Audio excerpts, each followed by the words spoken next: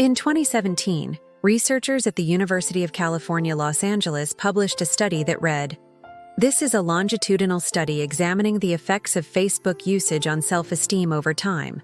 Contrary to expectations, increases in Facebook usage were positively associated with decreases in self-esteem over time." But there's more. They also found that using Facebook to compare oneself to others, seeking social acceptance and approval, and cultivating a positive self-image through Facebook were all positively associated with decreased self-esteem. So why does this happen? Well, it's because our worth is constantly being compared to the images we see online. I mean, think about it. Every single day when you log into Instagram, you are met with a barrage of perfect images. And let's be honest, that doesn't make you feel very good about yourself. But that's not where it ends. Then you start looking through these pictures and you notice that everyone else has a much better life than you. Your friends are always going out and having fun. Your ex is living their best single life. Your coworkers are getting promotions and you're stuck inside working. You look down and you realize that your dog is staring at you as if to say, "Why are you still on your phone?" And then you want to change that. So you get up and you try to take a picture of your dog. But the truth is that most likely no one cares about that picture. And so you go back downstairs to find something more exciting to post. This could be a picture of your new shoes, but you know that people will ask where you got them from, so you skip it. Or maybe you could post a selfie, but would that even get any likes? And by now you've wasted 30 minutes trying to figure out what to post. And if none of that works, you start doubting yourself. Does no one like me? Am I boring? And before you know it, your self-worth has dropped. And this isn't some far-fetched conspiracy theory. It was proven in an experiment conducted by the University of British Columbia. Researchers brought in 193 participants who had an average age of 34.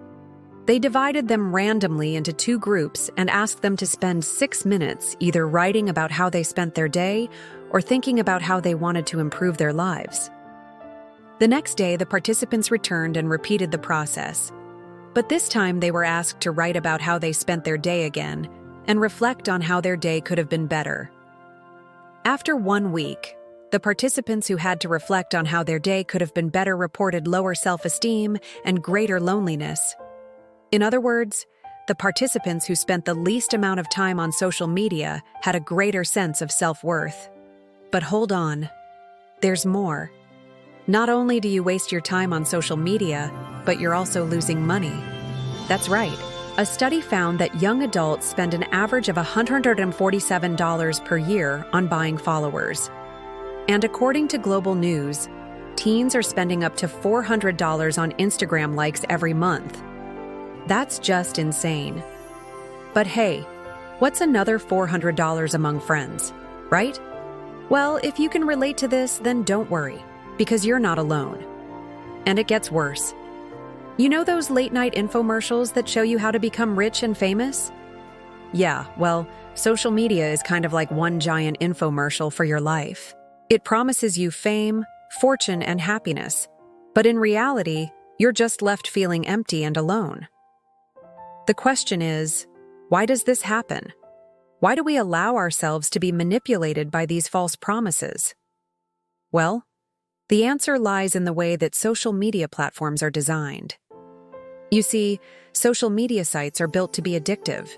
They use a variety of psychological tricks to keep you engaged and coming back for more. For example, they use something called the fear of missing out, or FOMO, to make you feel like you need to be constantly connected. If you're not on social media, you might miss out on important updates or opportunities.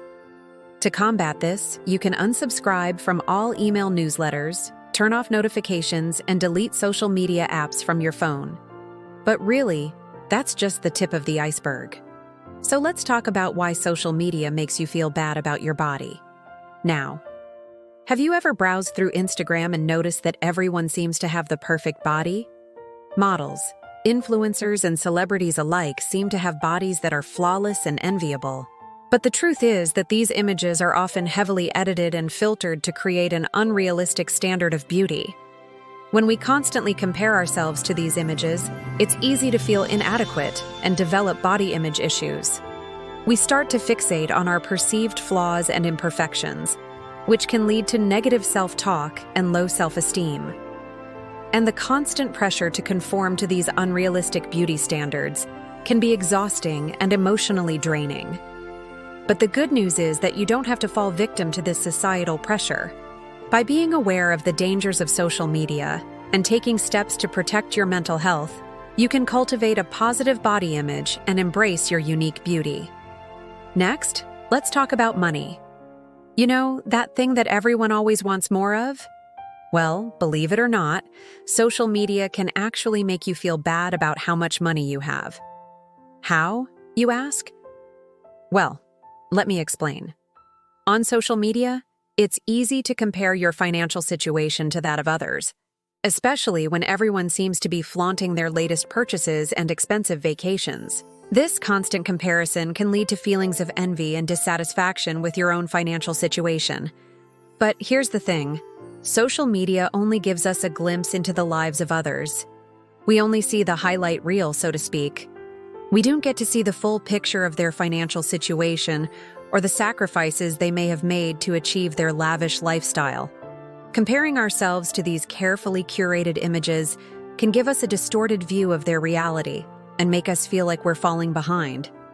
But the truth is, everyone's financial situation is different. Some people may have access to more resources or opportunities than others, while others may have had to work harder to achieve their financial success. Comparing ourselves to others can lead to feelings of guilt or shame if we feel like we're not where we should be financially. But instead of letting these feelings consume us, it's important to remember that everyone's journey is different, and that we should focus on our own path to financial success. Now let's move on to relationships. As mentioned earlier, it's easy to feel like you're falling behind when you see others in seemingly better relationships. Whether it's couples who always seem to be on vacation, or parents who always have the perfect family photos, it can be tempting to compare your own relationships to theirs and feel like yours is lacking. But here's the thing. Social media only gives us a snapshot of someone's relationship. We don't get to see the arguments, the compromises, or the hard work that goes into maintaining a healthy relationship. Comparing our own relationships to these carefully curated images can lead to feelings of inadequacy and dissatisfaction, which can be damaging to our mental health and well-being. Instead of focusing on the negative, it's important to remember that every relationship is unique and that we should appreciate our own relationships for what they are. Focusing on gratitude rather than envy can help us build stronger, healthier relationships and improve our overall well-being. But wait, there's more. Social media can also make you feel bad about your career. With so many people showcasing their latest promotions, awards, and accomplishments, it can be easy to compare yourself to them and feel like you're falling behind. But here's the thing. Social media only shows us the tip of the iceberg when it comes to someone's career. We don't get to see the struggles, the setbacks, or the hard work that went into achieving their success. Comparing ourselves to these carefully crafted images can lead to feelings of inadequacy and dissatisfaction with our own career progress. But the truth is, everyone's career path is different. What may be considered successful in one industry may not be the same in another. Comparing ourselves to others can lead to unnecessary stress and anxiety, which can negatively impact our mental health and overall well-being. Instead of focusing on the negatives, it's important to celebrate our own accomplishments and focus on our unique career path.